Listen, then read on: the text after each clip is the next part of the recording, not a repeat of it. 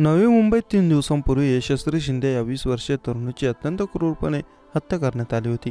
यशस्वी गुरुवारपासून बेपत्ता होती. त्यानंतर शुक्रवारी रात्री तिचा मृतदेह उरण तालुक्यातील कोटनाका येथील पेट्रोल पंपाजवळ असलेल्या निर्जन रस्त्यावर आढळून आला.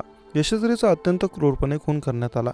दाऊद शेख नावाच्या व्यक्तीने यशस्वीची हत्या केल्याचा आरोप आहे. या प्रकरणात मोठी अपडेट समोर आली. दाऊद शेख याला अखेर पोलिसांनी ताब्यात घेतलं. गेल्या 3 दिवसांपासून पोलीस आरोपींच्या मागावर होते. दाऊद शेख याला कर्नाटकमधून ताब्यात घेण्यात आला आहे. कर्नाटकच्या शहापूर जिल्ह्यातल्या गुलबर्गा येथून दाऊद शेखला ताब्यात घेण्यात आलं. मुंबई पोलीस आता दाऊद शेख याला घेऊन नवी मुंबईच्या दिशेने निघाले. गेल्या 3 दिवसांपासून नवी मुंबई पोलिसांकडून हत्याकांड प्रकरणातील आरोपीचा शोध सुरू होता. मात्र तो पोलिसांना चकमा देत होता. अखेर त्याला ताब्यात घेण्यात आला आहे. त्याला आता कर्नाटकमधून नवी मुंबईत आणले जात आहे. दाऊद शेखच्या चौकशीमधून अनेक धक्कादायक खुलासे होण्याची शक्यता आहे. नराधम दाऊद शेख हा मूळचा कर्नाटकचा रहिवासी असून उरण येथे ड्रायव्हरचं काम करत होता. त्याची इथेच मयत यशस्वीशी भेट झाली होती. पोलिसांच्या माहितीनुसार याच मुलीच्या संदर्भात त्याच्यावर पोक्सो अंतर्गत गुन्हा देखील दाखल झाला होता आणि त्यातच त्याला तुरुंगवासही झाला होता.